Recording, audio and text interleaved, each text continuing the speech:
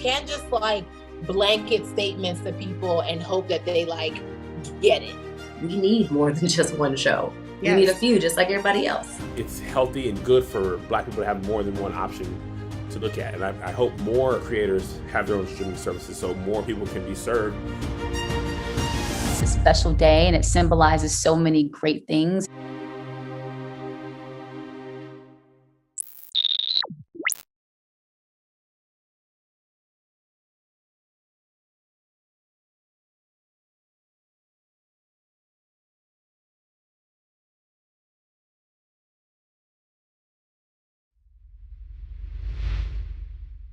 All right, y'all, we've almost come to the end of the road. It's already day 2 here in AfroTech world, but it's not over yet.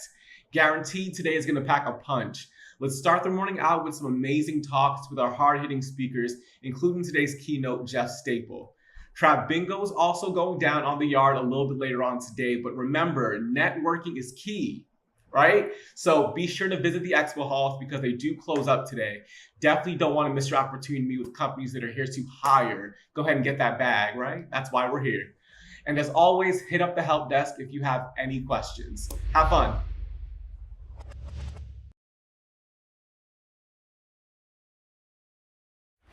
Hey, you can't just like blanket statements to people and hope that they like get it. We need more than just one show. Yes. We need a few, just like everybody else. It's healthy and good for Black people to have more than one option to look at. And I hope more creators have their own streaming services so more people can be served. It's a special day and it symbolizes so many great things.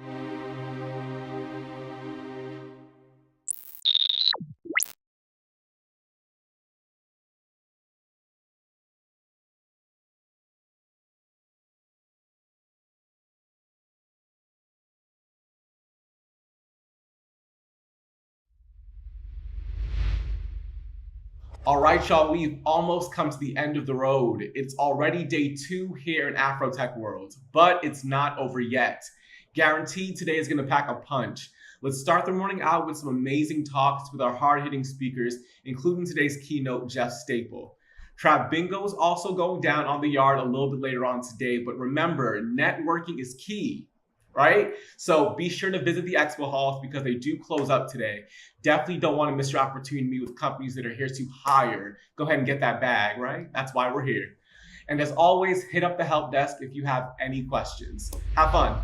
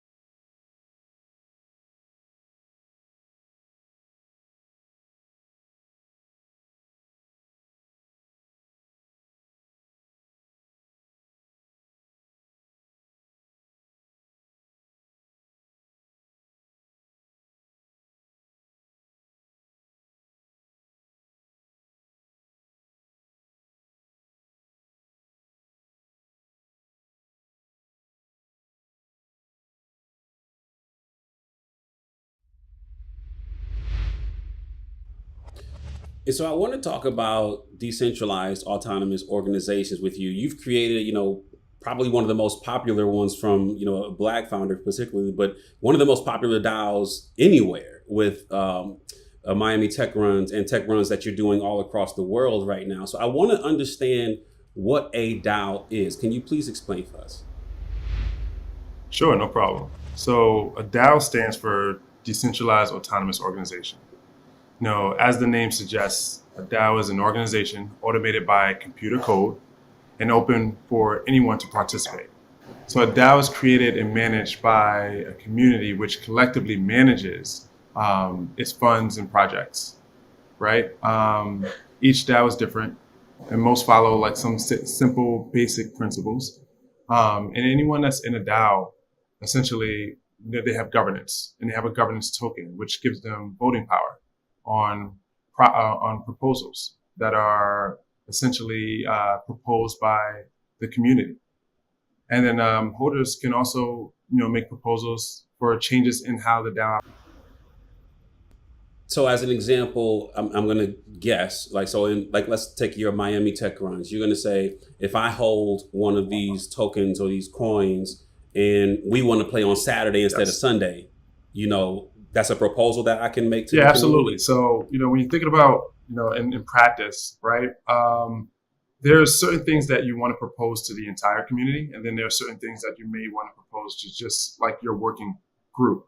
And I'll explain what working groups are in the later half of this. But essentially, there's usually, governance is something that everyone is essentially trying and erroring and creating some type of process around. But essentially, when you're thinking about playing and the rules of the game, usually you use that voting tool to actually make that possible. So when we have these conversations about DAOs, we're often talking about the blockchain and what the blockchain brings to this, the technology behind a DAO. And I wonder, as I learn more and more about DAOs like yours and others, is the technology the more important thing? Or if I'm a community builder, do I have a stronger opportunity to build a good DAO or if I'm just a technology guy? What's more important, the technology of the DAO or the community behind it? Good question. I would say both is important. The technology enables the transparency for people to have ebbs and flows and allow for, autonomous governance to actually happen and people to actually have checks and balances without always going to leadership or going to, a particular sector of the community that essentially has all the power. So, when you think about the technology, you think about the blockchain. Blockchain is immutable. So every transaction that's being, transcribed or transacted is actually, free and clear for anyone to see. It's also transparent. So members are essentially able to, make certain decisions and, be empowered by those. Also go back into the ledger and really see what's actually going on. Yeah, what's going on before they got there so they can see a history, of right transaction. Yeah. All right. So, and then essentially, the big thing here is when you think about the community, without an engaged community, you don't really have a DAO. That's a very important piece of the DAO, because it kind of helps support the culture. It helps to support the essentially the purpose, the North Star, right? The community, they band together for whatever singular purpose they came together to actually achieve. And then from an organizational perspective, it's very flat. So therefore, there's no one person that has complete control over the entire economy. It's more so a opportunity for people to become leaders. There's no winner takes all type of scenario. It's more so all takes winnings, one done right. And it's a very inclusive activation. So I think communities, when they band together, it creates collective economics, groupthink. This saying of we're only stronger together becomes a true testament of how these communities get to unite and mobilize and make things happen. You said a couple things there that I thought were really interesting, and I think of this two ways. You started these tech runs with people who want to play ball, right? And then But when I listen to you talk now, I hear like there's a mission in some respects. What was the thing that got people excited about these tech runs when it's like we're here to play ball, but it wasn't like we're here to save, the whales? You know what I'm saying? 'Cause I get like why people want to save the whales, but why would I buy a token to play basketball? Like, what was the value there that you believe was, the driving force to people being engaged with tech runs? Good question. The key thing for us is we're building the ultimate playground at the intersection of sports, crypto, and culture. For us, it was really about how can we mobilize and essentially grab the crypto curious, not those who are already crypto native, but the crypto curious, and bring them into Web3 in a way in which that was really native and to their current way of life, right? And I think the what we are, we're in a new generation of the internet. And the internet is essentially moving at a pace that's, that's exponential, but also at a pace where a lot of people, and we've seen this in the past, have been left behind. So my question is how can we not onboard the masses into Web3, but how do we bring Web3 down to the masses so that it can be digestible, easy for them to understand? And then through that process of that shared interest, we can then, essentially teach them the way, in a way in which that's fun, native, and respectable by most. So, when you think about DAOs, one of a DAO killer would be idleness. So when you're thinking about sports, it unifies. That's the natural property of it. It's one that people can play. It's one that people can watch and bet on. And we saw, me being a former athlete, I've seen it in so many different ways, build and essentially unite communities. So I wanted to test that model out in this space and create one of the first sports social clubs that can allow for people to kind of gather around, build around something that they completely understand, but then take that lesson and take it to the next level. So the vision is a lot larger than even that, but we knew that we had to get people in the game. And we're not talking about on the court. We're talking about in the game of Web3. No, that response is probably one of the better ones I've heard, because I see so many DAOs, and I don't have a question here, but this is more comment. I have all of these, DAOs that come across my desk, my proverbial desk. And, everybody's looking for what the utility is, what is the value of somebody owning this particular token. And the way you just described it, the DAO killer is idleness. And so when you're creating something that creates community, getting people out on the basketball court, I get now why that strong of a utility is so important to the success of the DAO. You've got these people who are coming out, celebrities, even people who can be crypto whales, come out and play because they want to be around like-minded people who are investing in this thing called Web3, and they found community and they want to get out and play ball with some people who, are similarly situated. So, and let me share something if that's okay. Yeah. The result of that, right? The result of using sports as just a proxy. You get 92% of the people that when we first started had no crypto wallet. They knew nothing about crypto. And in just a short 4 months, not only did they have full understanding of, they're now crypto native, they were also, choosing certain lanes. So some would go down the NFT degen route where they learned a lot about NFT that became something that they were passionate and interested in. Some went down the DAO, and created more DAOs. We spent up a yoga DAO out of a result of the Tech Runs DAO. And now they go on retreats, and holding that membership token allows you to get access to places all over the country, like Egypt, all over the world, like Egypt and St. Lucia, and some parts of Africa. So, but beyond that, it's about, and I think it's really important, it's about competitiveness on the court, but collaboration off the court. So on the sidelines is where all the magic happens. It's the deal making. It's the $4 million being invested in each other. It's the starting new projects. It's the being hired by one another. And it all started because on the court, it provides an opportunity for members to essentially play and essentially have these nonverbal communications cues being activated. Me passing you the ball and you making a shot. I have a relationship with you that's a little bit deeper than, just me giving you a business card, right? So Yeah. it's like thinking about it in that fashion, and I think that's what created the success of it. And from an economic perspective, not only are we playing together, building tribes, having fun, but we also, our token is rising because more people are joining, more people are finding the utility valuable to them. Yeah. And then through that, now people are also earning at a high pace. No, I like that a lot. And you talked about this, the value of that community, and it's starting to pervade into other lanes of athleticism, yoga, you mentioned. When you think about tech runs, what was the initial catalyst that caused the community you're building to be successful? Because anybody could have just said, I'm gonna put together a basketball DAO. But how was your community built? Like, what was the impetus to get people interested in DTs? Right. I think it was a couple. The number one thing is the community became the moat. We were very, very intentional about who we had joined to kind of spearhead this community.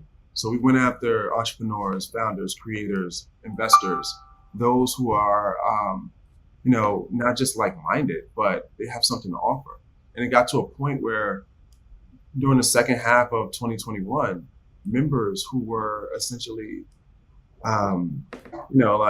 we started to recognize that the news, the headlines that were happening, the mergers and acquisitions, the big plays that were happening, not only just in Web3, but just around the country in tech, someone in our DAO actually played a part or a role in making that possible. So now someone like me can go in there and be like, all right, who did this last? Who did this our, TK deal? Can you share some thoughts around this and give us some insight? So, from the public view, they can allow us to see, how deals are being done, how things are being built, and giving me a certain knowledge set that I had no access to prior to being a part of this DAO, right? So I think it's stuff like that that creates a lot of value. And through that, partnerships started to happen. And that's when we played at the Miami Heat Arena. We partnered with the FTX Arena to actually make that possible. And that's when, the news took off. I mean, people started to recognizing that, oh wow, this is not only a cool DAO, but they also playing on NBA courts and skyboxes. They're going to Puerto Rico. They're right now our logo is on a professional basketball team, which is incredible. Yeah. And that's exactly what happened from there. Once that started to take off and we started to scale into different cities, we believe that we're a global community, but essentially a local culture. We want to make sure that the reason why we do it this way is we recognize every city has their own culture. We don't want to disrupt that by making it one size fits all. I love that. And you're a businessman too. I don't want to assume that you do this just because out of the kindness of your heart. I imagine, and that could be, but I imagine that there's a business opportunity here for you as well and for the community. And so can you explain how the economics work? Because if I start a company, I sell a product, I generate revenue. If I sell a service, I generate revenue, and whatever that bottom line is, that's my profit. That's the money I get to take home and buy a new car, a new house, or whatever, pay my bills. Right. With a DAO, how does it work in the respect of I get to build something that is governed by a decentralized and autonomous set of people, or organization, or computer system, software, but there's revenue in it for not just the community, but how does DT get paid? Because if I want to go start a DAO, how do I get paid ultimately? Absolutely. So the economics is pretty fruitful. It's really supportive of the entire. Essentially DAOs give value to the edges of community. So the way in which you can earn is by engaging. We have a system set forth where members can join working groups and build different silos of the community so that the community can function as a whole, right? We have growth leads, partnership leads. We have people that handle membership relations, which is essentially onboarding people. We have people that lead the community. We also have people that lead the governance, the treasury management. So the way we do that is we provide resources. We provide the resources in the form of the native token. Some use USDC, depending on the scenario. And they get paid for bounties, different projects that they work on and complete. And as this token continues to increase, we have a structure where you can get paid in two different ways. One is, you can get paid by a certain set of tokens, right? Which you can capture the upside as it continues to increase.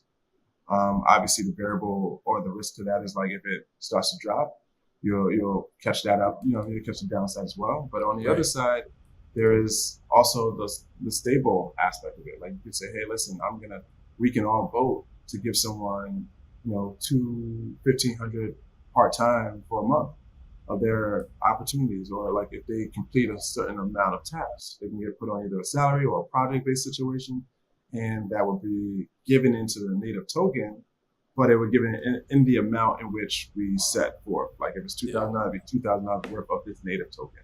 And so that's the way we incentivize our community. And so the way I get paid is, the same way.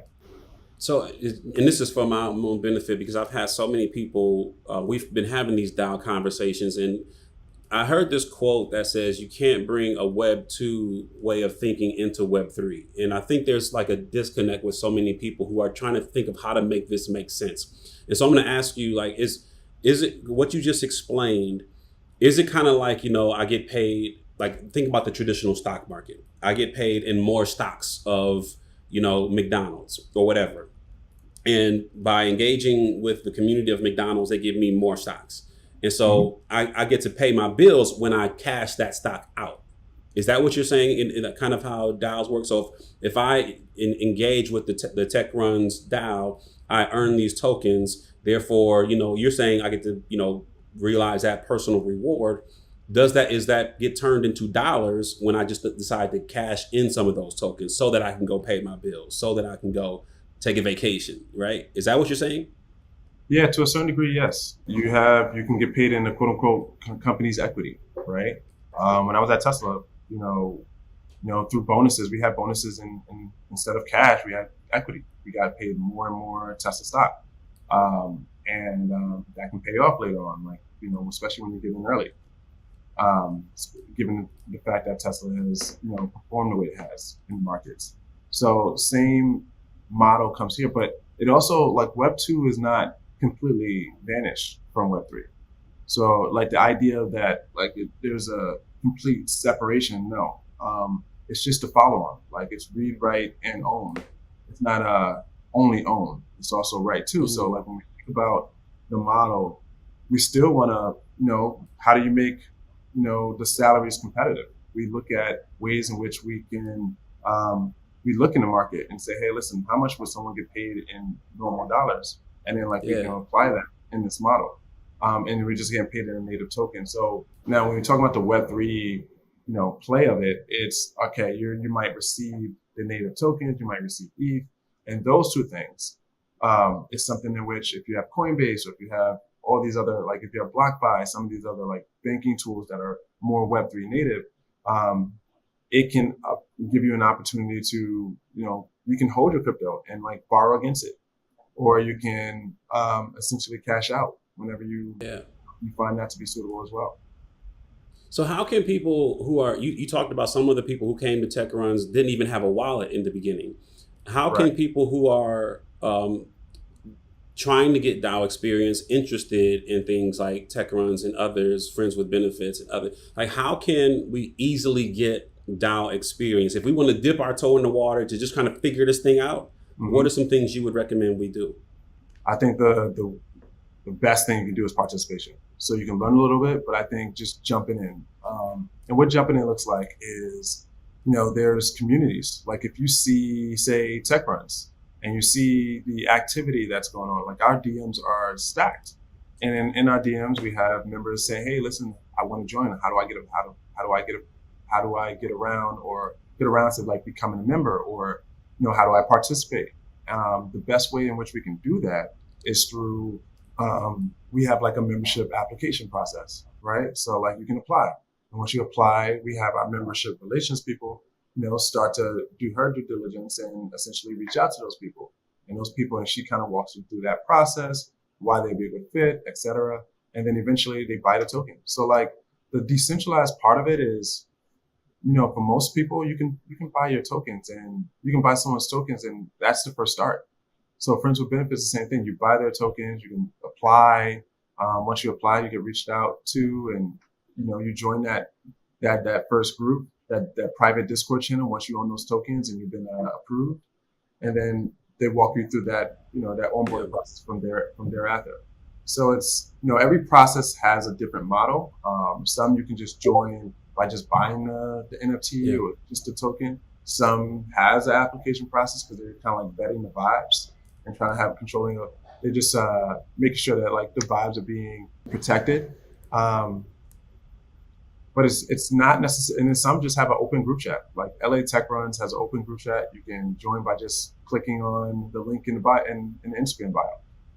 So I'm always interested in where Black people fit, with regards to Web3 opportunity. What unique perspective do you believe Black people bring to the conversation of Web3? Not just DAOs, but NFTs and the whole thing. What do we uniquely bring that we can realize the value of? Good question. Our cultural IP. I think the way in which we operate it's clearly very different. The way we consume is very powerful. The way we can influence different brands. I mean, most brands in America is built off of Black culture. So when you think about how we can play and how we can participate in this new paradigm shift that's happening in the internet, I think that the key thing is we can bring those tastemakers. We can bring the way in which we want to do business. Like there used to be a cookout, DAO that essentially brought people together and essentially had that same model of the cookout. Like, hey, listen, we're going to talk about this over a plate of food or whatever the case may be. And then essentially, as they build out certain projects, they're going to invest in one another. Then there's opportunities like ours, which is a very diverse and inclusive DAO. Sports, it's dominated by Black culture, to be honest, right? How can we leverage? And I noticed that like our DAO and some of the other social DAOs out there, mainly us and Friends with Benefits, are like some of the most diverse DAOs. We're not like a all women's DAO. We're not a all anything DAO. We're literally a melting pot. And I think it's because of the cultural IP that we chose to participate in. And beyond that, I think it's what we choose to do, right? I said this before. I was talking to a friend, and I mentioned that I never traded collectibles when I was a young kid. I stood in line for a pair of Jordans, right? I put things on layaway. I put my North Face on layaway. Like I did things like, my parents put just to set up. So like we can still use those same thought processes to actually play in the space, right? Like putting your sign on the layaway is basically saying, all right, I'm gonna put some down at the floor. And then when it becomes popular or when it becomes in season, essentially I'm gonna go in and buy up. So it's the same thing like buying an NFT, like minting at the early stages. You're learning how to get in at the early stages. And then when it becomes popular, you can either buy more or you can sell or you can do things, but you're learning how to get in early. Love that. So for folks who are not super technical and are watching this right now or listening to this, and they want to start a DAO, they've got an idea for a community DAO in their local geography. They want to build one for their city or for their friends group. I remember one of the guys you were sitting with at AfroTech executive in Miami. He said like a DAO is like a group chat with a balance sheet. And I thought that was pretty important and sweet. So if I'm not super technical, but I want to start a DAO, where do I start? How do I do this? Right. I mean, there's tons of resources online. There's DAO launchpads. I mean, we have one. DAO Labs is essentially a DAO launchpad where you can come and learn and we make it easy to make and manage a social DAO. And we provide you with the tools, the token creation, as well as the, help you with the go-to-community strategy, because we recognize that some of these members are crypto curious versus crypto native, right? So there's launchpads out there. There's also an opportunity for you guys to read up on different materials and launch, a group chat, right? There's Telegram, there's Discord. You can start there. It doesn't really, the first part of building a DAO is you have to build a community. And then looking at the logistics, like identifying like what needs to be handled. to accomplish the North Star goal. So like once you have like some of these key things in place, then at that point you can just go to one of the launch pads. You can come to me if you need to. You can go to other communities that already have DAOs and join one, and then like from there you'll learn the lay of the land. Dig that. So if people want to learn more about you, your work, tech runs, or DAO Labs, where should we go to find out all the things DT? My DMs are always open. So DT_32 on Twitter, IG, DAO Labs at .xyz is a good place to start if you're looking to start a DAO and you want to essentially inquire about it. We have a team that's willing to kind of like walk you through that process, and then eventually automate some of the processes for you guys, so you guys can get up and running pretty quickly. And essentially from there, those are the two main places that you guys can find me. And again, my DMs are open. I'm always willing to share knowledge and good game anywhere I can be resourceful. DT, so glad you spent some time with me, my brother.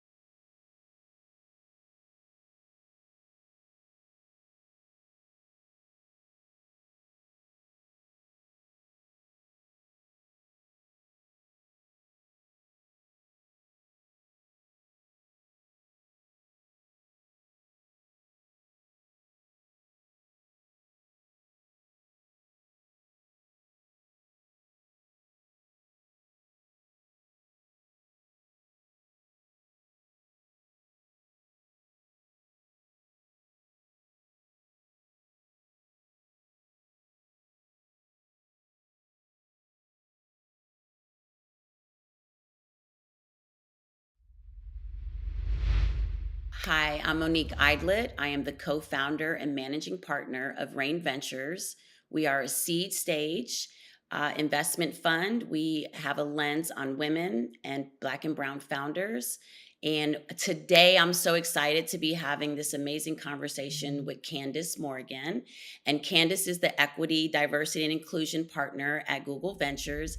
Candace, would love for you to kind of give the audience a little bit about yourself. Yeah, absolutely. So excited to talk to you, Monique, and for us to have this conversation today. I lead equity, diversity, and inclusion at GV. What does that mean in an investment firm? It means a few things. Part of what I work on is, of course, advising our founders and our CEOs. I have a wonderful team member who I've brought on board, who's spending time making sure that they can build effective EDI strategies, inclusive products, inclusive algorithms, health equity, and have the right advisors to make sure that the customers that are reached and served in our portfolio companies are diverse, and that the services themselves and the inclusion is built in from the very beginning. But I also guide our firm in how we think about inclusion from a culture perspective, certainly from a hiring perspective, and how we deliberately build our networks, especially underrepresented investors and underrepresented entrepreneurs.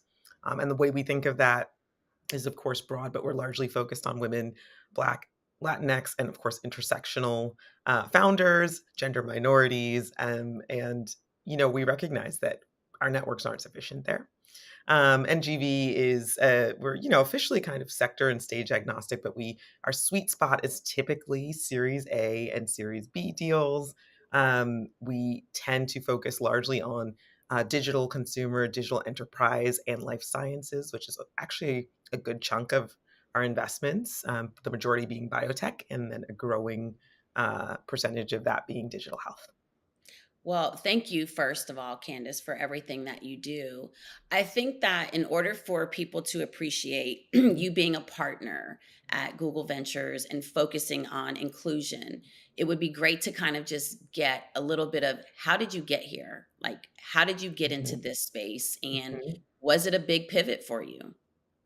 Yeah, it's my whole career. I've been a practitioner focused on equity, diversity, and inclusion. I started more in the kind of Fortune 500 corporate space. I worked at a nonprofit called Catalyst. Catalyst has been around for 60 years this year, and I joined their consulting arm. I spent almost a decade at Catalyst. I spent a lot of time on Wall Street working with financial services, oil and gas, CPG, you name it. And I was generally advising their CEOs and chief diversity officers on a myriad of issues. They usually came to us when they wanted to solve an issue or if they had a best practice that they wanted to grow.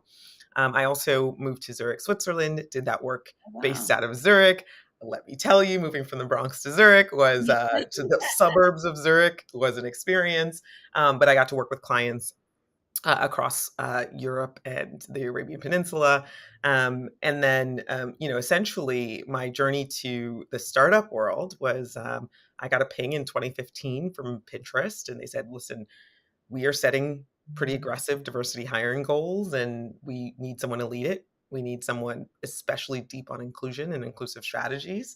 I was a user, but I was like, oh, let me do some research and find out, where the founders are on this, as any practitioner would do, because your job, depending on the commitment of leadership, is completely it's a different role. You have to have a seat at the table. And so flew out to California a few times, moved, ended up in the Bay Area for about 6 years. I spent 4 years at Pinterest as it went from, a startup with a big brand to a public company. It was an amazing experience. But at some point, probably around 2019, I got a ping from GV about this very interesting role, and I had just never seen a role like that before. I'd never seen a role in venture officially reporting into senior leadership. I report to our CEO, and that also included making sure that the deal flow and the funding in itself were diverse. So in some ways, yeah, I didn't intend to end up in venture capital. I didn't intend to go earlier and earlier in companies and their formation, but I know that that's what's important to build inclusion. Right. I think that because, especially with so much of a burst of focus on diversity, the reality is that diversity has always existed. It's more about making sure in a thoughtful, intentional, strategic way that inclusion exists. And as you said, a seat at the table. I've taken that perspective a little bit different is how we started Rain Ventures, which was Yeah. I'm not going to force myself at any table. How about I just create the table that's missing? And for Rain Ventures, my business partner and I, we saw the problem 10 and a half years ago when we started and worked on our thesis, which was an inclusive investment thesis with a lens on women and Black and Brown founders. And we were actually 10 and a half years ago told that we should start a charity. And our perspective was always listen, from an inclusive way, we can find the most amazing founders, in particular, Black and Brown founders that are undercapitalized, that are great tech founders. Mhm. And with the focus on exactly what you're saying, the seed stage, right? Because that is where they are most vulnerable and where they need more than just a check. And I so, I Candace, love what that. I would want to know, and I'm sure what the audience is here to learn, is how as Black and Brown founders, how and women, how do we find funding? What is that process like? What is that experience like? And how are institutions like what you represent making sure that there is diversity in the capital that's going out? hmm Which I think, especially right now, following George Floyd's murder and, a sudden let's talk about this. Let's say something. Let's at least say something around racial equity in venture. Um, I think that there are lots of conversations happening. Which of those conversations are actually going to lead to concrete hiring, funding, and so forth? I think, a couple things. One, I love that we are working on this issue from all kinds of angles. I really asked myself before moving into venture, and I will be honest, like my impressions of venture were, a few years ago were what you see on Twitter, and I think venture Twitter can be a little toxic. So I was not particularly like, "Oh, sign me up." Your fingers But are very toxic sometimes. ooh, and people profess very simple anecdotes that don't really represent the complexity of what this means, and especially what this means for underrepresented entrepreneurs. So getting back to the question, part one, um, when do you take capital? How do you raise? Where do you start? We know that on average, founders in the earliest stages are raising money through friends and family, through personal wealth. And we also know that Black Americans have 1/10 the wealth of white Americans, and that gap is actually expanding, particularly with the housing crisis, obviously in 2008, but now the pandemic and what that has done to people who have different work experiences, creating even more stratification. So, how do you decide though when venture is still pattern matching? Hey, are these founders really committed? Did they quit their jobs and spend 6 months or a year working on this concept? Who can afford to do that? Right. That is really challenging. I think venture funding is, there's a question I think for for entrepreneurs at a certain point of when does it make sense to take institutional venture capital, and how do you raise that initial capital if you don't have those fat pockets of the friends and family? Right. I think that there are more tools now between angel investing and crowdfunding.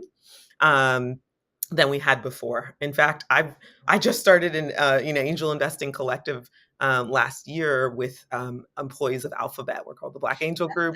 Yeah, I think it's important to like give that gem right now to the audience, right? So Mhm. in a typical process of fundraising, it starts with your family and friends. Then it goes to your angels. Yep. And every city typically has some type of angel network. And what we're seeing now are very specific angel networks pop up, just what you said, the Black Mhm. Miami. In Miami, it's Black Miami Angels Network. In other Mhm. markets, there's definitely a very specific target to Black and brown founders. So in your city, if you can't get the family and friends, look for the angel networks, and in particular, also talk to and look for the Black and brown angel networks. They are popping up in cities, and if you can't find one, then go to one that's outside of your city and you can still pitch and speak to them as well. And so then we have the angels, then we go to the pre-seed, which does typically start with your super angels, so angels who are doing larger checks. And then there are pre-seed institutions. And then what we fall into, which is the seed stage institutional investor. Yes, and I think that, we're seeing more and more accelerators pop up for that early kind of, I would say, pre-seed funding. So after you've done that initial kind of family and friends, angel groups, crowdfunding for that smaller amount of capital. And then, as you said, moving into the pre-seed, um, y- Alphabet has several accelerators that I've been part of. Selection committees and advisory committees for, particularly several like Black startup accelerators. There's some women startup accelerators. There's a couple of Black founder funds out of Atlanta and Europe, but there are so many others.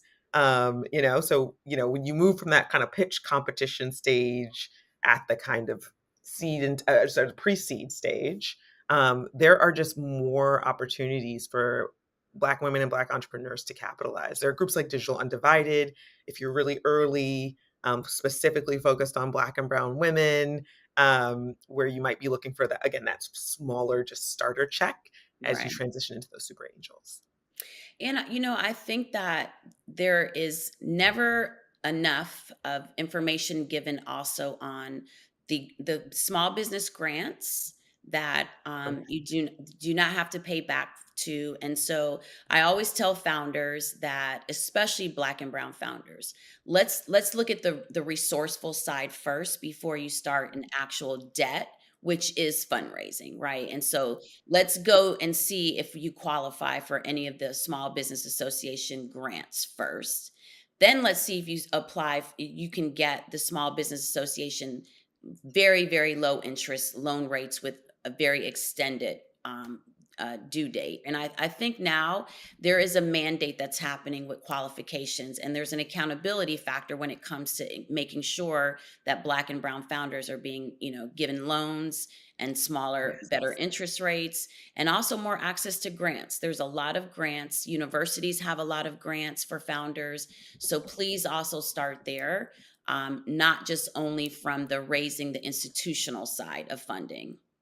Yeah, 100%. And institutional funding isn't always the way to go, right? It's such a small percentage of the way that businesses ultimately fund themselves. Now, that said, that pie has steadily grown and is something that Black business owners, Black founders haven't traditionally had as much access to. And even the angel networks, only 1% of angel investors are Black. I mean, so I think it's important for our communities to be tapping into the institutional investor money. But like you said, very important.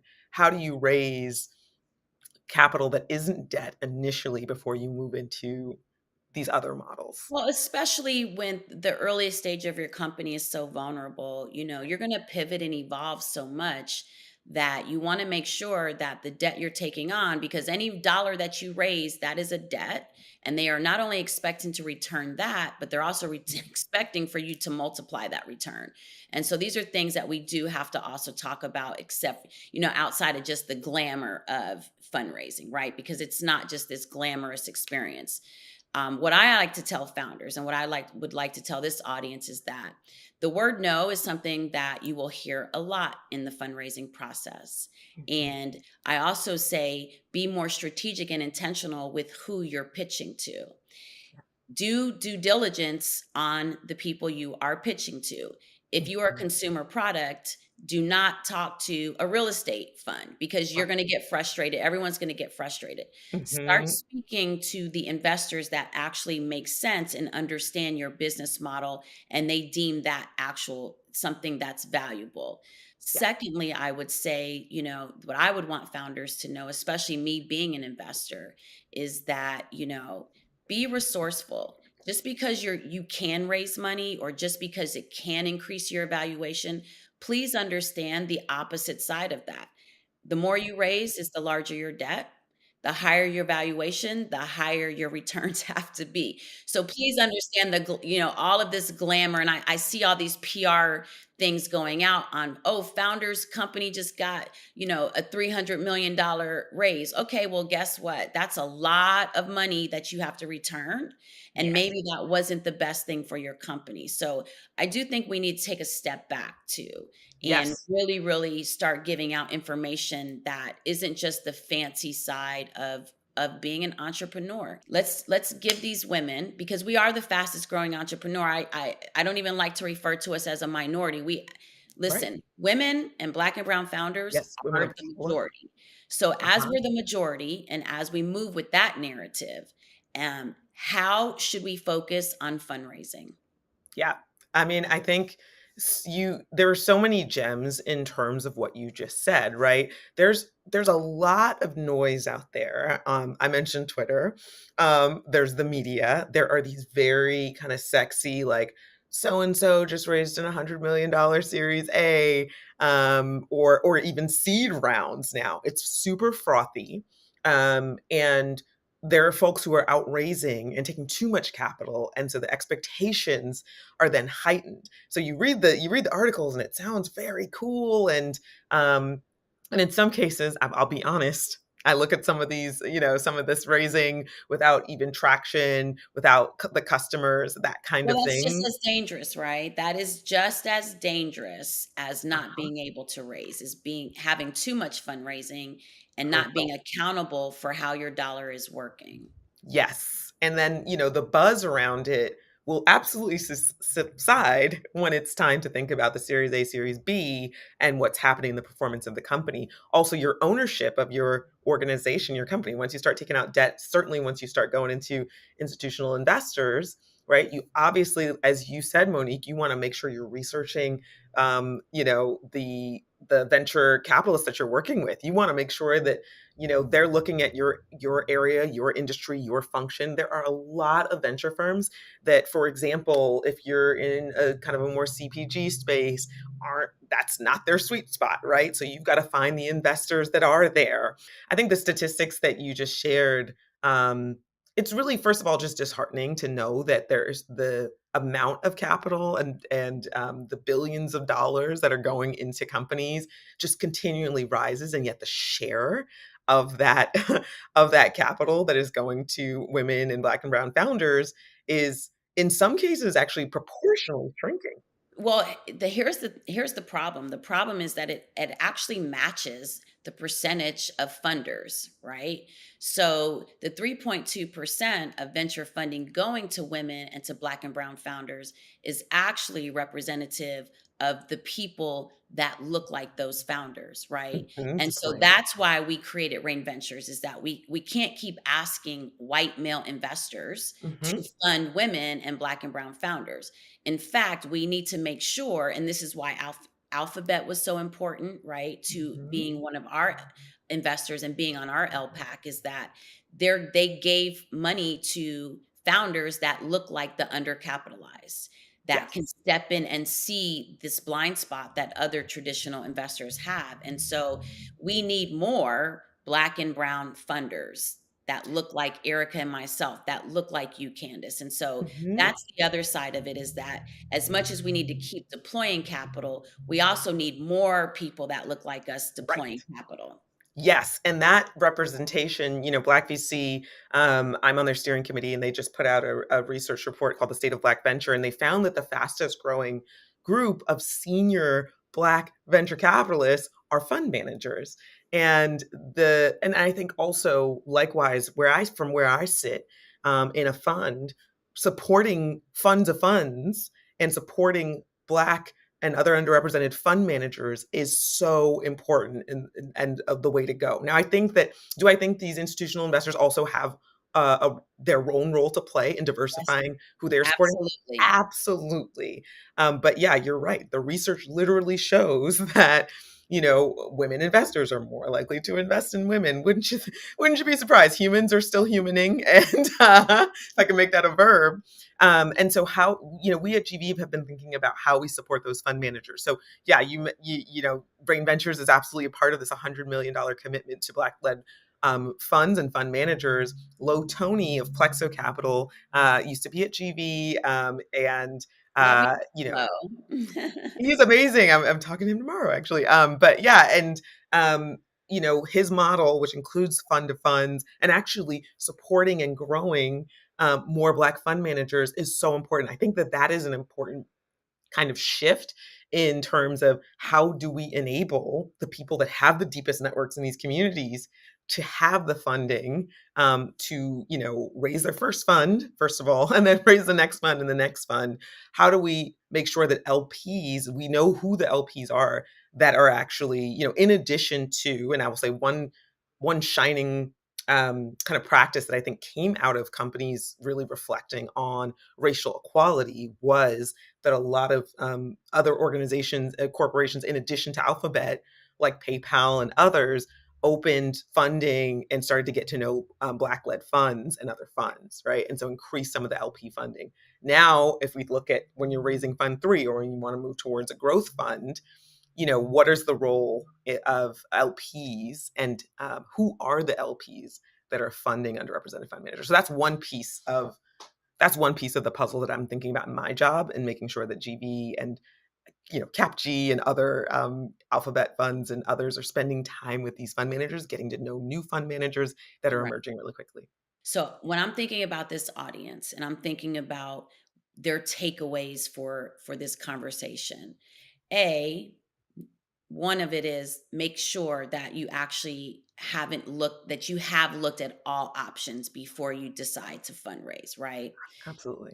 B, can you maybe give two accelerators that maybe our audience wouldn't know about? Because I don't know that founders understand the importance of the accelerator and Yes. how much information they can gain out of it and how much more solid their company, the early stage of the creation becomes once you're in an accelerator. Yeah, I'm a little biased because I'm at Alphabet, of course. So I work with some of their accelerators, and there's one that launched recently. It's called out of Europe. It's called the Black Founders Fund, and essentially they have selected several folks, probably I would say at the pre-seed journey, and it was pretty new because it's global. So they're based out of Europe, but finding those founders who even at that stage across Europe was something that was really important, and it was really exciting. GB is part of everything from the selection process to mentoring, coaching, and then similarly in out of Atlanta, there's a lot that's happening over in Atlanta, but There's a lot going on in Atlanta right now. there is so much going on, especially in the Black tech ecosystem and in the startup ecosystem, right? So Jewel Burks, who had been at Love Google for Jewel. many years, yes, she had been doing some amazing work focusing on Black founders funds based out of Atlanta and more broadly. There are now a couple of funds launching. There's a Latino Founders Fund launching for the first time, right? And you've got your Afro Latinas, it's a very broad diaspora, and they should be launching in the next couple of months. So I've been talking to them. I know who's working on that. But yeah, there's a whole directory of other organizations. I mean, even universities that are focused on accelerators, like Duke, I know has some great programs as well. And we've done we've associated with them in some of their organizations. And then for those that maybe an accelerator is not the way to go or it's not something that they can focus on, I do tell you to please go and look at all your city and state resources. Mhm. There's a lot of grants that can come on, and you can actually just go to SBA or you can just Google business grants and different things will pop up. So don't leave out those opportunities. I will say on from my perspective, Yeah. do your research on the types of investors you would like to partner with. Um, investing at this seed stage and from a founder's perspective, you will need to know to not just take a check, even when your company needs it, right? Even when it's a dire circumstance. This is a true partnership. It is a contract. It is a legal agreement between two sides. And you need to know who you're in business with. And you need to know that you can be transparent as well as they can be transparent. So it is a real partnership. And I do think that founders are not told this enough. A lot of times, if the investor that you're working with isn't convicted around your area, doesn't light up around your area, isn't passionate about it, it doesn't mean that it's not an amazing idea. It does not mean That's that right. some other investor who is really involved in this space is going to not going to light up and respond to a cold LinkedIn request. And I think that's one of the hardest parts is just, first of all, who do you contact, how, and then hearing back after that. But there's some of the most arbitrary reasons sometimes for things being a no. And again, it could just be the investor. In some cases, an investor's on too many boards, right? So they can't necessarily lean into a company where there's a board seat. There are all kinds of reasons. And cold outreach is something that, every entrepreneur that I know we've worked with has absolutely tried and found some really great advisors and Here's investors. the thing about no. I'm still confused as to why everyone's so afraid of the word no. The word no comes with an answer and a response. And from that moment of the no, you're able to understand why, which means you are now, for me, I've always used the word no and flipped it as it's on.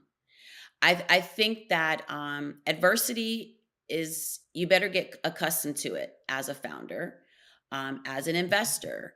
No matter what cycle of the process that you're in, adversity is part of what we've signed up for as entrepreneurs, as disruptors. And if you're creating a billion-dollar company, you probably are doing a lot of first times or solving a lot of issues and problems that no one else has solved. That's what makes it a billion-dollar company. And so the reality is that the A to the B is just as important as the A to the Z. You can't even get to the Z without going through each phase. And I think that what I like to tell founders, especially Black women, we have to be so resourceful and underestimate it so much. The reality is that allow that to work to your benefit. The reality is that we are resourceful. Hello, thank you. That's a blessing. And, just because someone says no to us, that is not our identity. And in fact, that's just another solution in my opinion. And secondly, the reality is that we have got to collaborate more as Black women, whether it's on the founding side as entrepreneurs, whether it's on the investment side. That's why I like to kind of always sit in the student in life. I'm the student in life. I like to sit in a place where I don't think I know too much. And I encourage all of us to kind of find that humility in us, is that we all need support. Every company, it takes all of us to build, or there is no one person who builds anything. And so we do, as Black women and Black and brown founders, and just founders in particular, we need to collaborate more. We need to have complementary teams. I can't tell founders enough how important the team fit is, just as this problem you're solving with the company. Get you a team that everyone is complementary skill sets. I cannot do everything. That's why I have the most amazing, brilliant co-founder as my partner, Erica. She does everything I don't do, and we love it like that. And we bring on a team of people who actually don't do anything that we do. Celebrate that. Celebrate the young woman who is better at something than you are. Bring her on your team.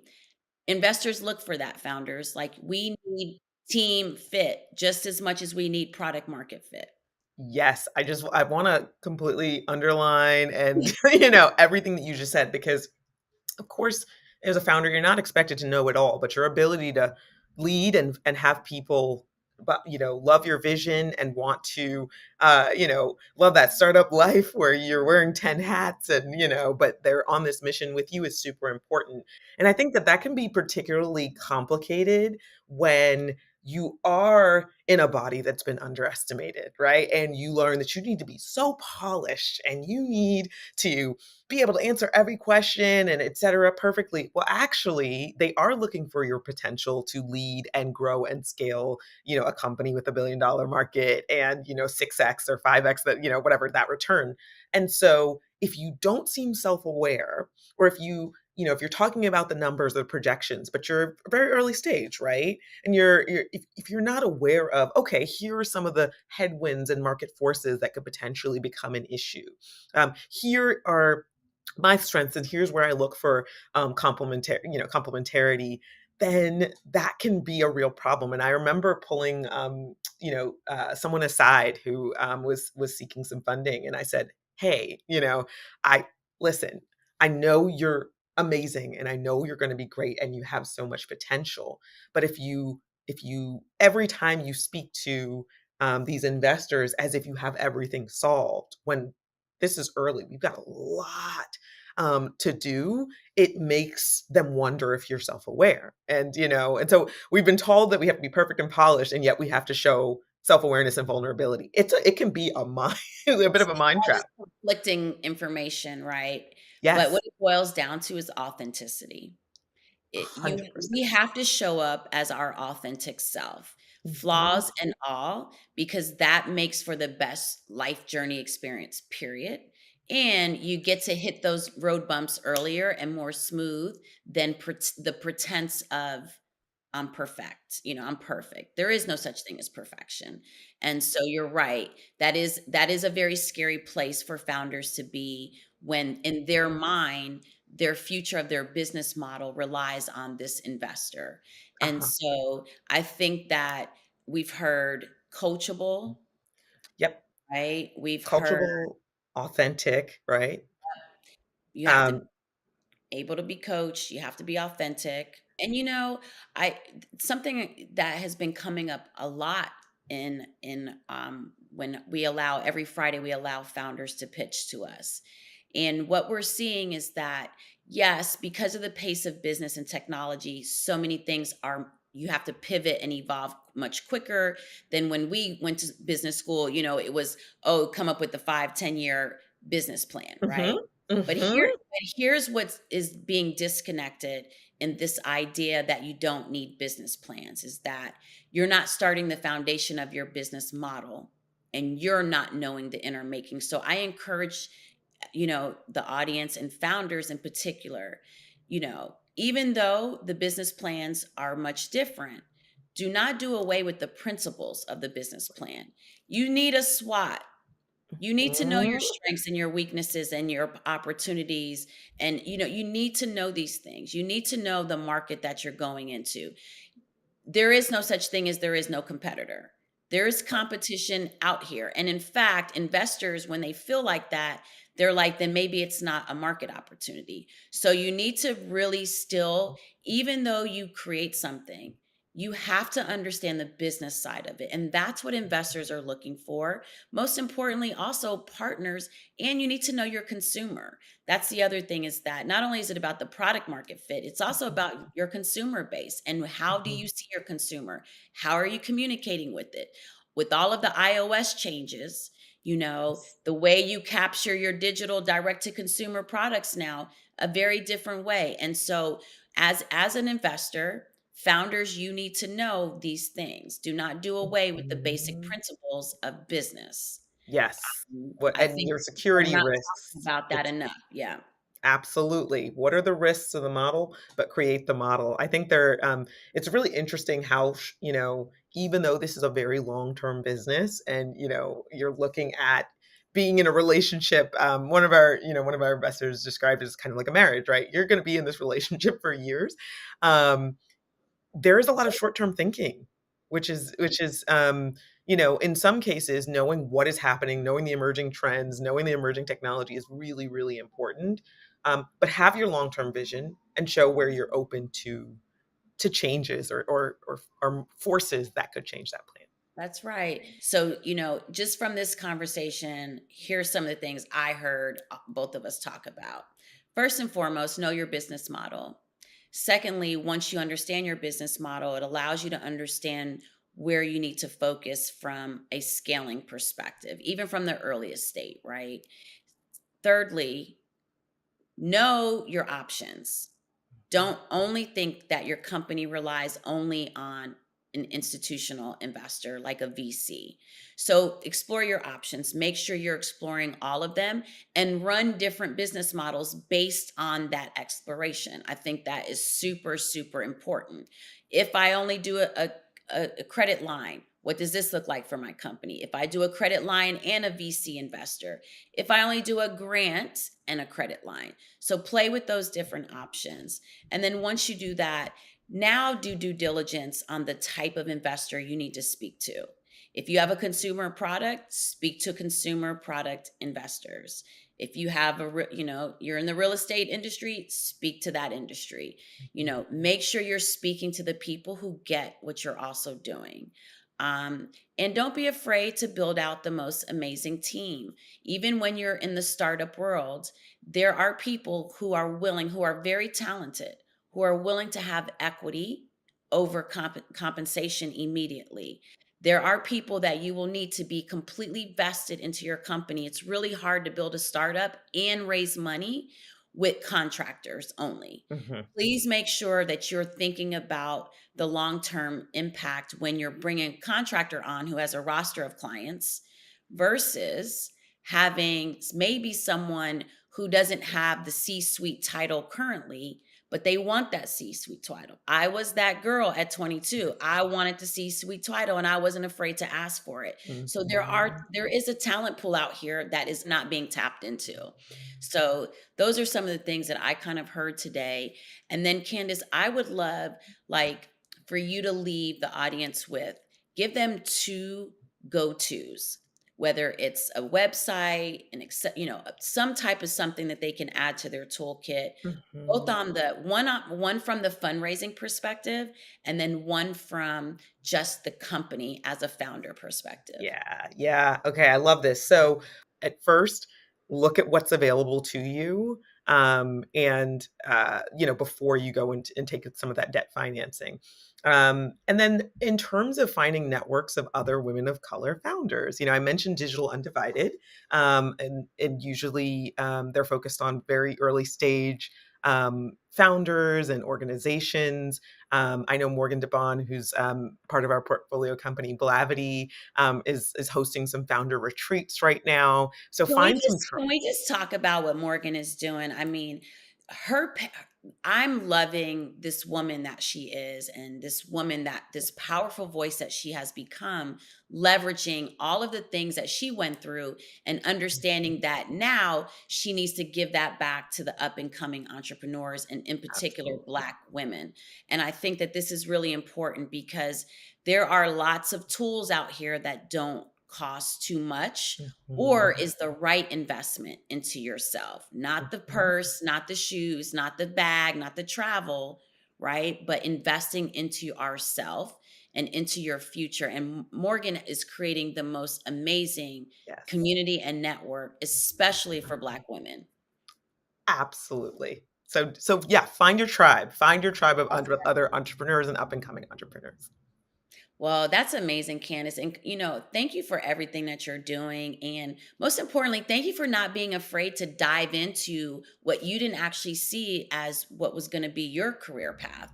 And I think that I love that as Black women, we see a problem and we don't hesitate to learn how to solve it ourselves. I tell people all the time, I don't have it all figured out. I'm not afraid to try. And most importantly, I'm not afraid to share information. So to all of you founders, no matter every day, every obstacle, you've solved something, make sure that you understand that there's someone behind you who hasn't solved that.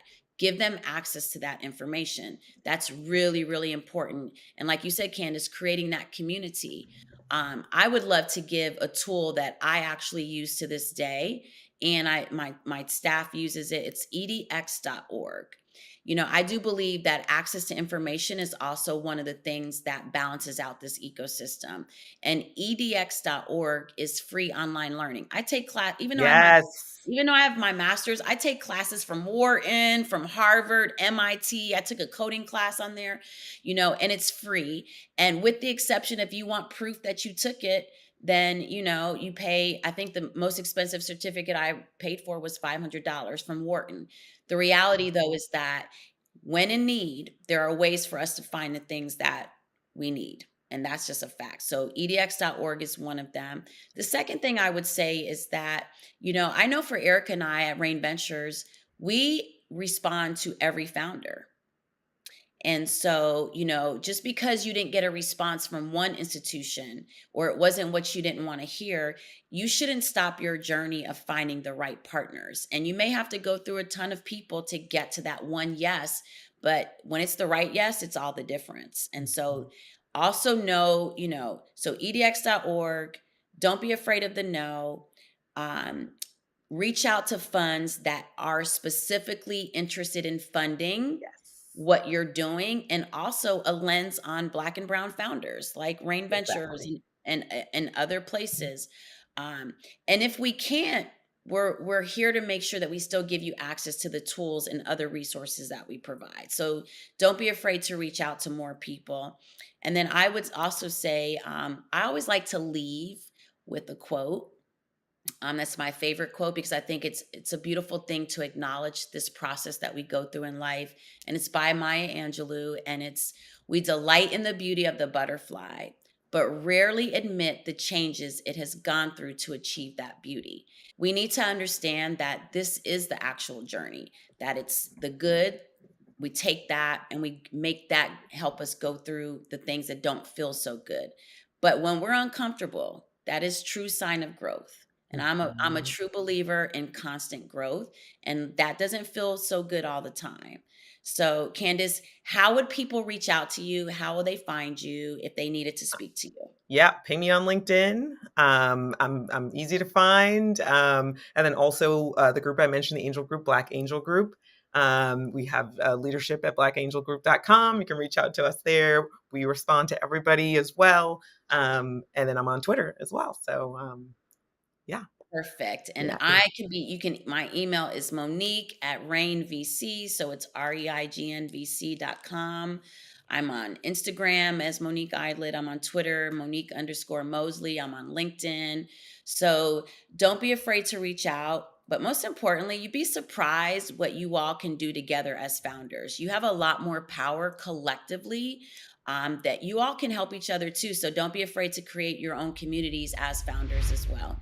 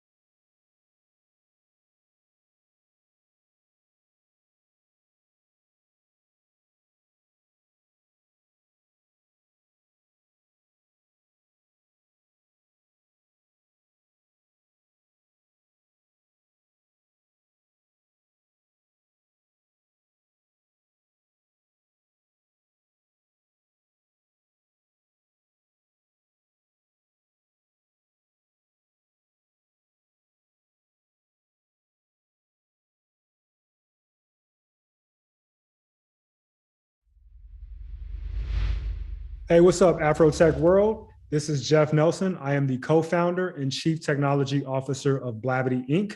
I'm here with a very special guest, Jeff Staple. Got to say, I like the name, but I'm here and honored to have this conversation with you. Many people in our audience, I'm sure, are familiar with you. You are one of the OG visionaries in so many different industries. So streetwear, fashion, sneakers, design in general. So it's cool to have this conversation with you and just learn about how, your passion and how you develop your brands, but also how those brands are intersecting with technology as we look forward to the future and talking about Web3 and the metaverse and things like that. So my first question is, I want to take a trip down memory lane. So in 1997, you started Staple Design. When I hear 1997, I don't know about you, I'm like, oh, 97, that wasn't that long ago. But when you do the math, that was 25 years ago, right? So you built this brand that has been relevant for literally decades, and it's transcended so many different things, right? That I just mentioned, fashion, design, et cetera, et cetera. Can you talk about when it clicked for you incorporating technology into these brands and all that you do? Sort of what was the genesis of that idea and how did that come to fruition? Well, first of all, Jeff, thanks for having me on, and shout out to AfroTech and everyone out there watching. Definitely honored to be part of this talk and share some ideas. And I guess we must be of similar generation, Jeff, because I'm the same. Like when I hear that song 93 Till Infinity, that doesn't feel that long ago to me, but 93 is like, most of my employees weren't even alive yet. I have to remember that. So it is crazy how time flies. And it's definitely a blessing that what I've been able to create has been able to transcend, decades and generations. I see fathers and their kids both rocking Staple and, both rocking stuff that I've done. So it's really cool. Well, to answer your question about like technology and how that plays into fashion and art, this occurred for me really, really early on, man. I mean, I feel like half of this conversation is going to be about how I'm going to date myself. But I remember when we first started marketing, right? Like the idea of like going viral or marketing meant you would make a postcard at like, they had these companies called like 1-800 postcards, which was honestly like a technological wonder, because before that, making flyers, posters, or postcards was like a very gated process. Like you really needed to know offset printers and stuff like that. Then these companies came out with this concept called gang run printing, which I know sounds really like, mischievous, but it's not. Gang run printing are these companies that basically said, hey, there's all these people throwing parties and they need flyers and they need invites and all these DJs want to promote their night. Why don't, instead of working with them individually, why don't we call them all in, like 50 of them, and basically put all their flyers on one big printer and then print it all at once and slice them up and give it to each person, but everyone saves money, right? So it's like this sort of like really communal thing. And I remember when I would get postcards made and I would drop them off at like record shops and cafes and bars.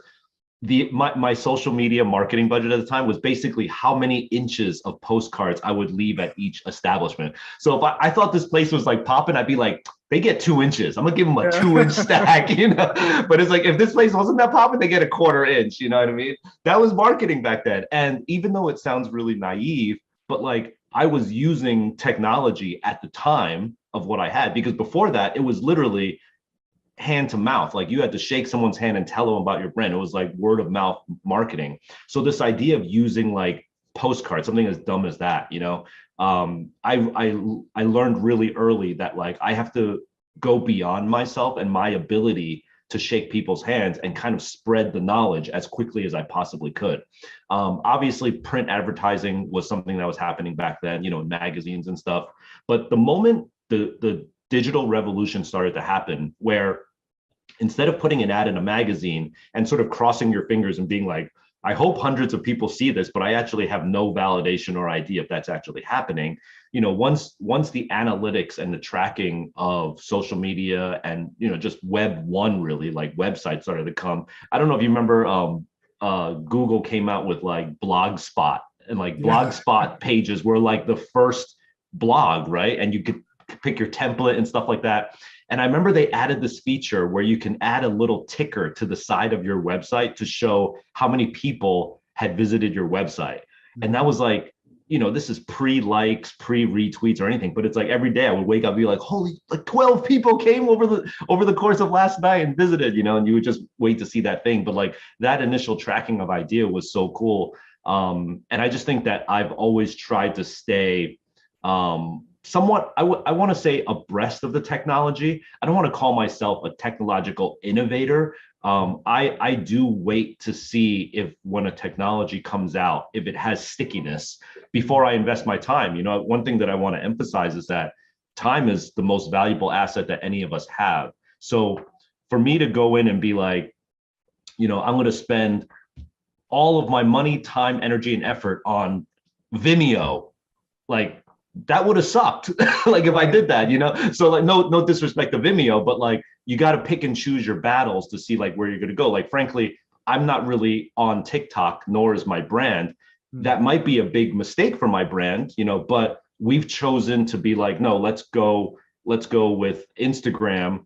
And now, as you mentioned and alluded to, Web3, I mean, I'm all in on Web3, and I'm happy I am, because I think if I had spent a lot of time and energy on TikTok, maybe I might have looked at Web3 and been like, I don't have time for another thing. I can't go into that.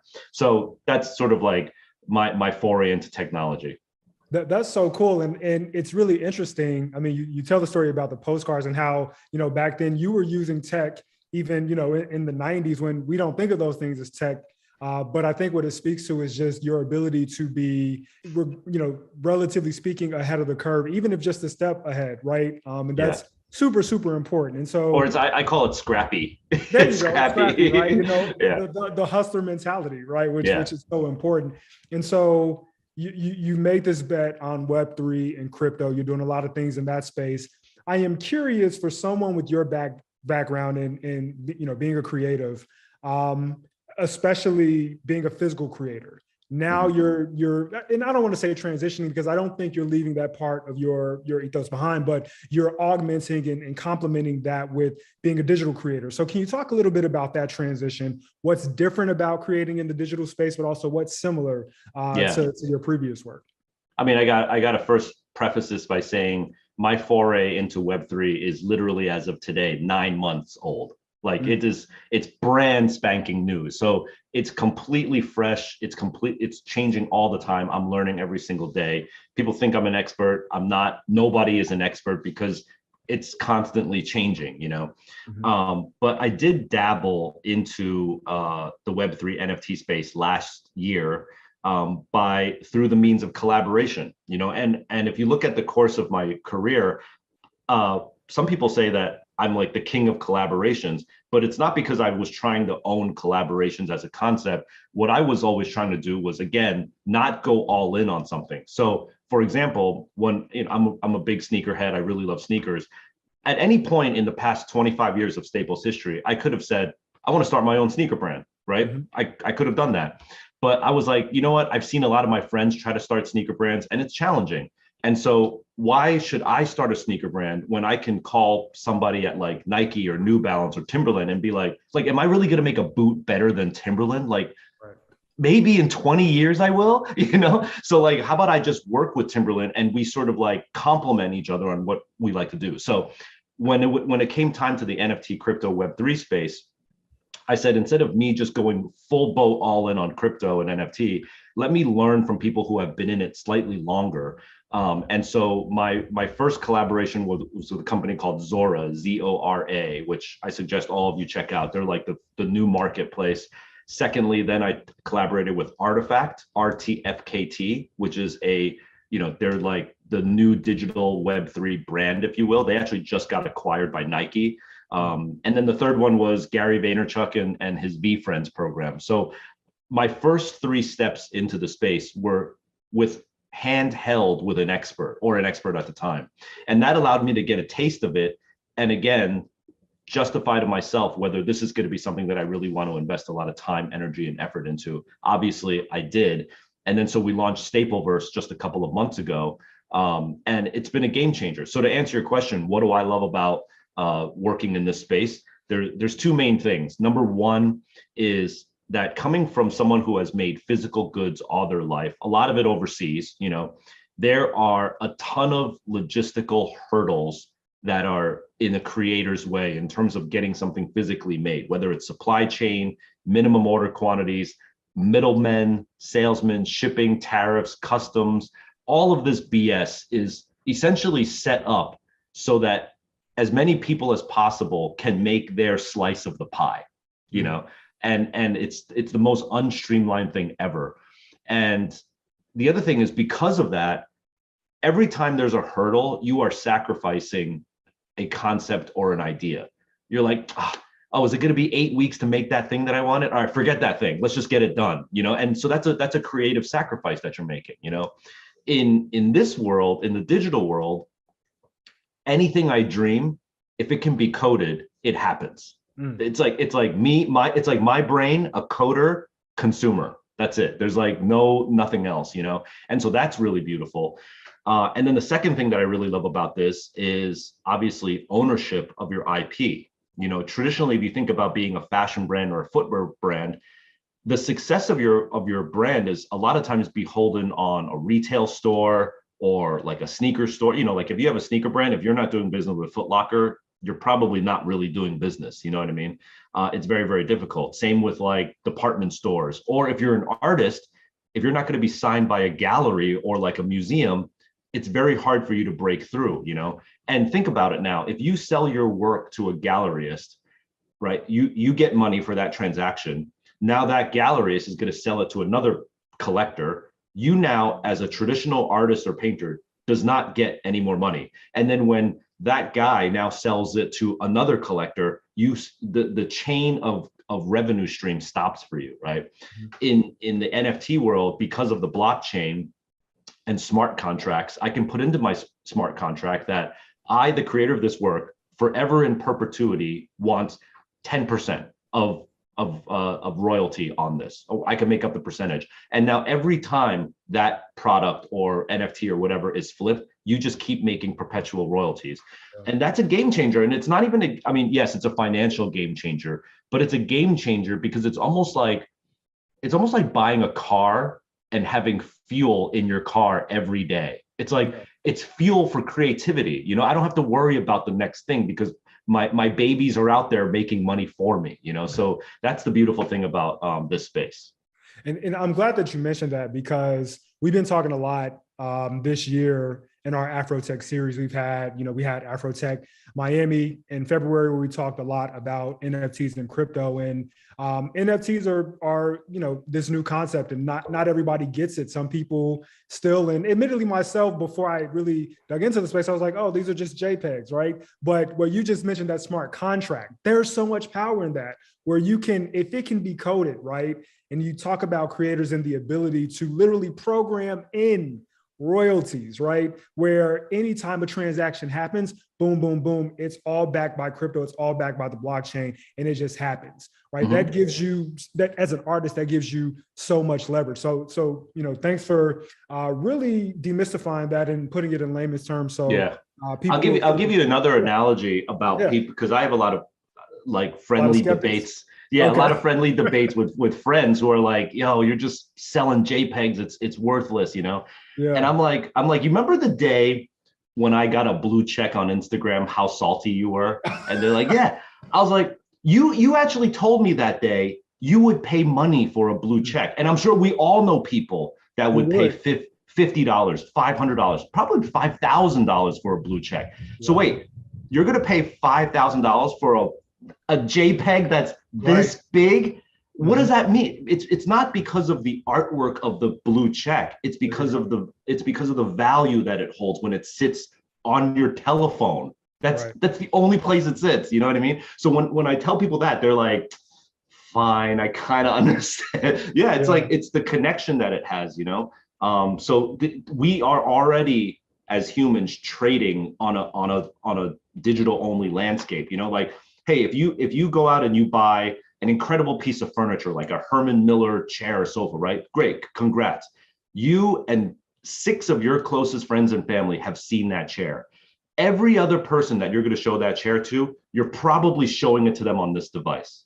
Yeah. Like 99% of the people that are gonna see it through this device. So you're already trading equity and value and clout on the mobile device digitally.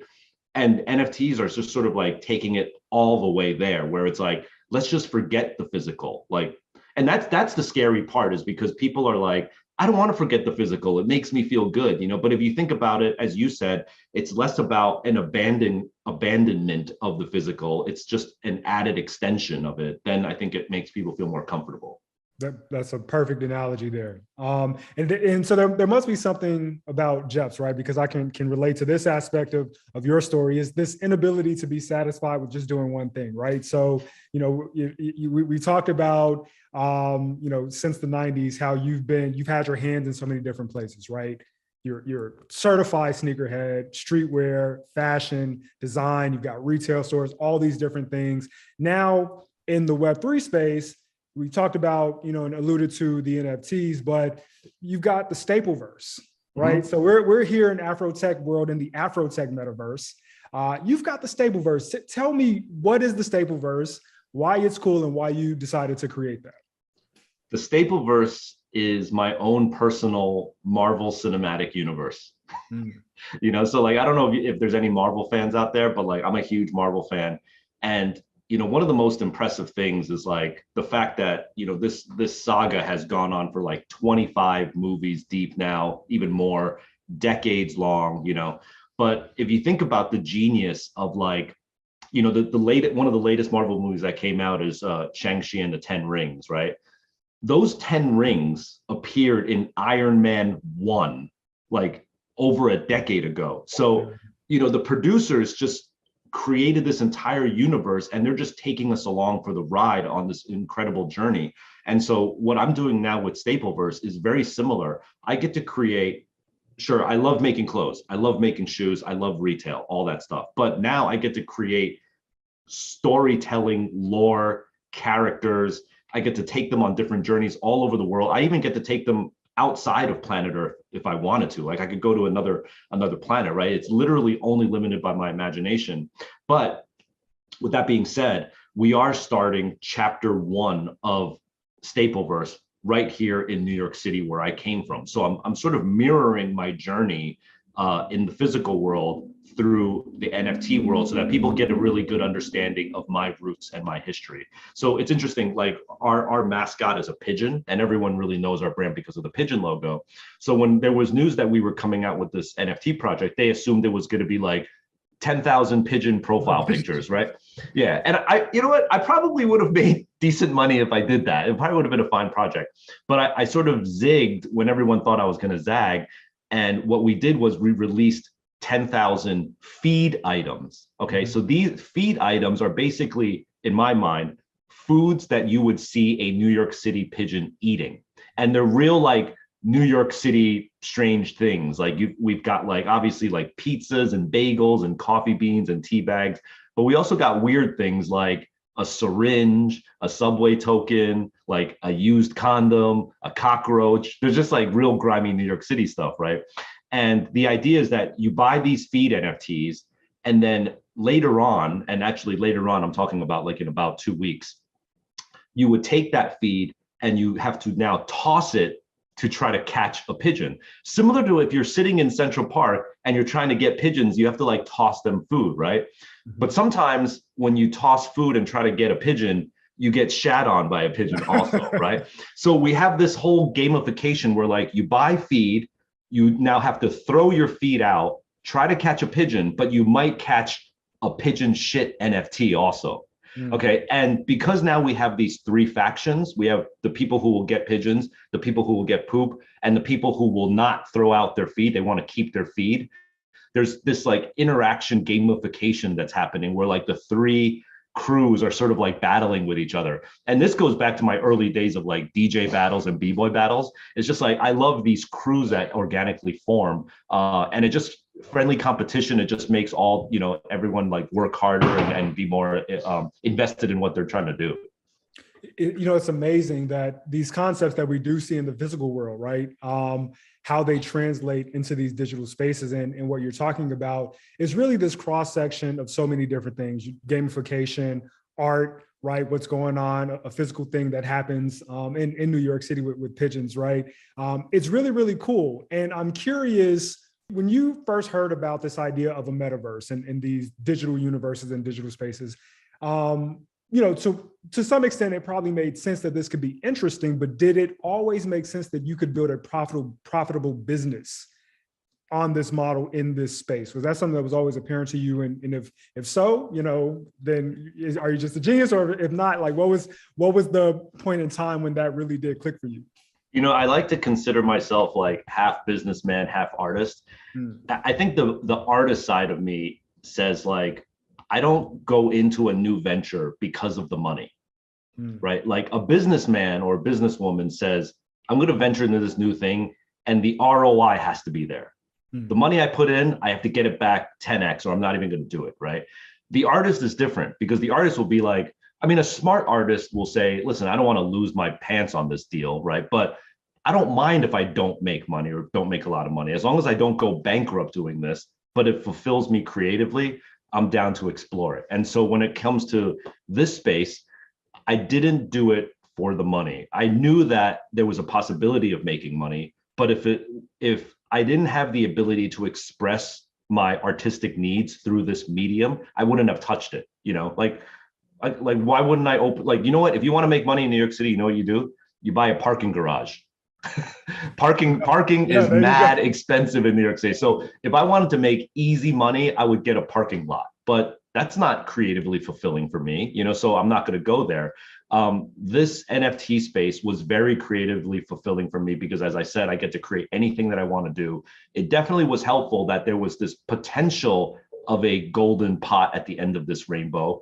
But I would have also been happy if there wasn't. And I just got to create, put stuff out there. The fans that I already have a new way of interacting with my brand.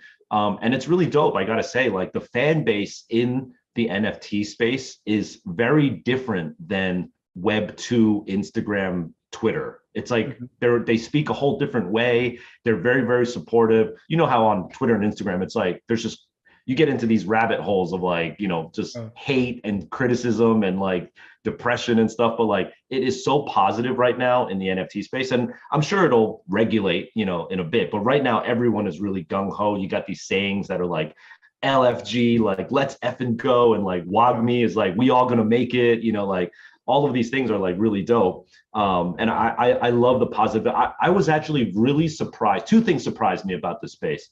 One is how inspired I was by how positive the community was. And number two, frankly, like a year ago, you know, I collect vinyl records, comic books, sneakers, right?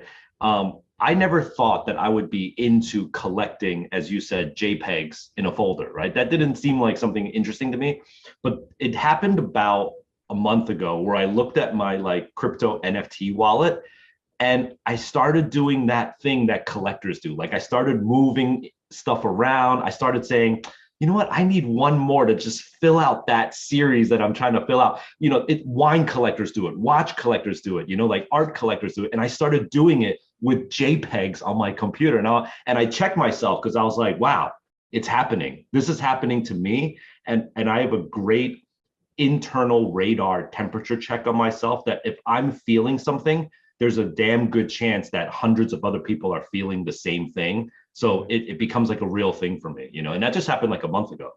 So I'm curious, as an avid collector of many things, you know, both in the physical world, right? So sneakers, right? I'm like a baby sneakerhead. I like bought, I went from having, you know, up until last year, like 2 pairs of shoes ever to now I have like, you know, maybe like 30 pairs, right? So I'm a baby sneakerhead, really, really trying to get into it. So, you know, I'm curious for you in the physical world, like when you're collecting things, what is the thought process? Like what attracts you to something that you say, hey, this is valuable, or this is something that I want in my collection? And how is that similar or different than that thought process in the digital space? It's the same, first of all, but I love this question because there's to me, there's a fine line between a collector and a curator. Okay. A collector is a speculator. They go out and say, what is the inherent upside value of this investment that I'm about to make? It's an asset, right? It's an asset investment, right? A curator says, I don't care what the resale value of this is going to be. I like it. It speaks to me. I F with this, right? And even if someone says, yo, that's whack, it's already like below retail or whatever, like, I don't care. I like it. You know, I remember when I was young, there used to be these stores in the Northeast called like VIM and Dr. J's, right? And Models. These are like not cool sneaker stores. They're basically like sporting goods stores.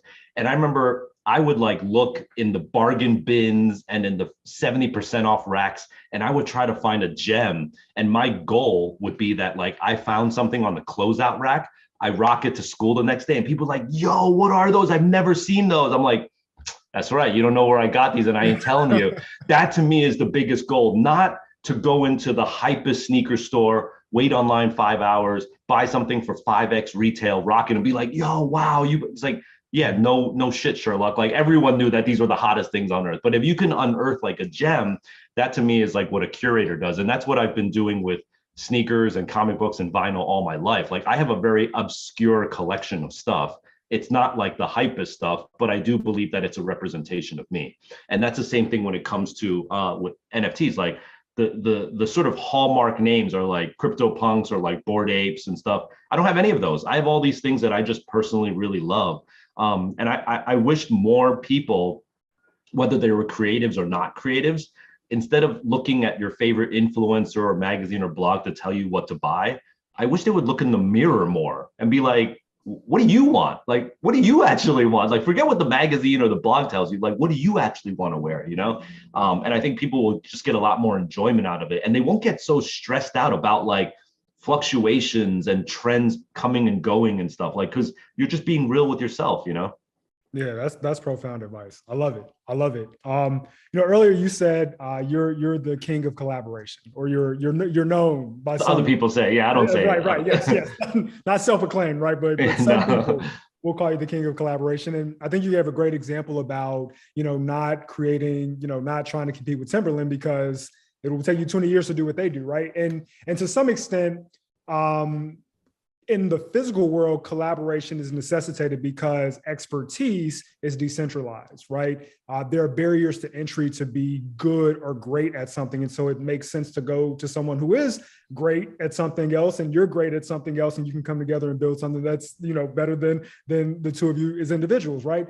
I'm curious, in the digital space, what would your advice be to businesses and creators and anyone who wants to collaborate in the digital space, in the metaverse, because seemingly the barriers are minimized, right? Mm-hmm. Like you said earlier, if you can think it and you can code it, it can be done, right? So if those barriers are minimized, how should people think about collaboration instead of everyone just sort of going and doing their own things, and you've got this proliferation of everything that is sort of kind of the same? What are your thoughts on that?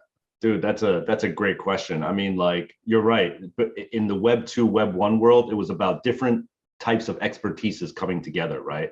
Mm-hmm. I think, so as I mentioned, I've only been in the space for 9 months, but in this 9 months, I have collaborated with like 3 to 5 different groups. I'm working on other collaborations as well. So I'm still collaborating with people in the space. But what I've noticed that's different is that when we collaborate in the NFT space, it's more like we're both finding out stuff together. We're both discovering at the same time. And I almost sort of like want to give an analogy. If you can imagine the picture of like, imagine you and a buddy are walking into a dense forest together, and you've got like a weed whacker, right? And you're just like hacking away at the weeds, and you're just trying to find the path, right? Everyone in the NFT space right now, literally, I want to say everyone, even people who you think are like experts and veterans in the NFT space, they are hacking away. We are all trailblazing right now. There is no predisposed path for us to follow in this, because the entire universe was only created just a few years ago. So everything that everyone is doing is brand spanking new. And so when I collaborate with people, it's almost like, hey, let's take what you've learned, your very small learnings and my very small learnings. If we add them together, we've got a little bit better learning, and now we can navigate this a little bit better and get maybe a little bit ahead. That's why I found the reason why I've been collaborating with people so far. It's more like knowledge information sharing. It's like if you're on a treasure hunt, or like a wild goose chase, or like an Easter egg hunt, you like share clues with each other to figure out how to get to the solution. That's kind of what Web3 NFT collaboration is like. Whereas Web 2, Web 1 collaboration is more about 1 + 1 = 10. It's like, yo, you do this great, I do this great. If we come together, we gonna make it rain. That's what it's more about. But it's like, no one thinks like that in Web3. Web3 is like, let's do this right for the culture, because it's almost like we have a subculture that we feel responsible for the future of. It's like, I would maybe equate it to like early skateboarders or early graffiti artists. Like, we have to take care of this culture so it doesn't like go to shit, basically, Yeah. That's a great question. I never thought of that until now. You're dropping gems, and I love how you simplify everything with these analogies, because it just makes it so understandable. And that's really what we're trying to do here at AfroTech with these conversations with people like you and other great people in the space that we've had the pleasure of speaking with. Appreciate it. To help to demystify it for the audience. So I appreciate that. The last question I've got for you is something that I'm personally really, really curious about. As a creator and someone who's been doing this, as we said, for decades, right? When you're in a creative rut, right? When you hit that block, what are some things you do? What are some ways that you find inspiration to get yourself going again? I'm really curious, like, what your techniques and tips there are. I mean, this is going to be different for everyone, right? So it's to each his own. But as you know, I exist in this space and in this community called street culture, right? And the reason why they call it street culture is because people, like real people, walk and operate in these streets, right? So street culture to me is like taking the subway or taking the bus or just walking 5 miles in your hometown, right? That to me is the essence of street culture. And that's what makes it different than like high fashion or couture fashion, right? Because, hey, that outfit that you wore walking down the catwalk or runway looks really beautiful, but ain't gonna work on Fulton Ave or like, like Right. Nordstrom, you know what I mean? Like, so like real people in these real streets is what streetwear is all about. And so when I get in a rut, what I like to do is I like to travel. And I want to put an asterisk on that word travel, because I realize that travel is a privilege, right? Not everyone in this world can be like, I'm going to go to JFK and travel now, right? But I want to put an asterisk on that word travel, because sometimes when I don't have the ability to actually go out and travel could actually just mean taking a different path to work. Like take a different train. When you walk your dog, don't go right, go left, like go the other route, and just see a different block, see a different neighborhood. You know how many people that live in New York City that have like never been to Queens or the Bronx, like just go there for dinner one night, right? That is traveling. And I think when I do that, I just love seeing how different people in different communities operate, live, and breathe. Listen, I've got a globally known clothing brand that this year is the 25th anniversary of. It wouldn't be successful if I only made stuff for people who lived only in downtown New York City. I had to go out there and see LA, Miami, Houston, Atlanta, Berlin, Tokyo, London, and be like, oh, this is how street culture. And street culture, I mean real. When I say street culture, I mean real people in real streets, right?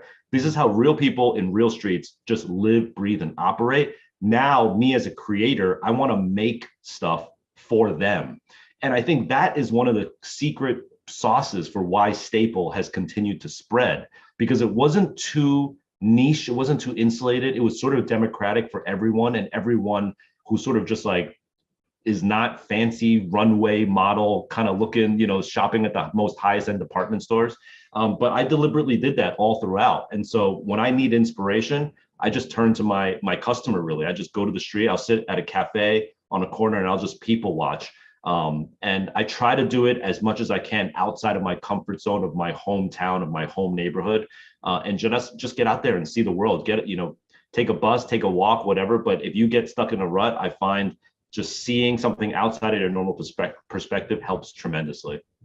And that's sage advice. And really the way you framed it is like turn to your customer, right? And if you want to, and that's true for any entrepreneur, right? You turn to your customer, and if you want to grow the business, right? Turn to different customers, right? Get out of your comfort zone and experience, different energies. So that's dope. Jeff, I appreciate you stopping by and having this talk, man. You dropped so many gems. I learned a lot. I'm excited about the conversation. I know everyone in attendance is as well. So real quick, just where can people find you on social? Any things you want to highlight before we sign off? Yeah, I mean, I'm on the socials at Jeff Staple, all one word. Follow me on, the latest in fashion, streetwear, sneakers, retail, design. It's a lot. NFTs, metaverse, but if you go down and hang with us, you can learn a lot, I think. So hope to see you on the other side.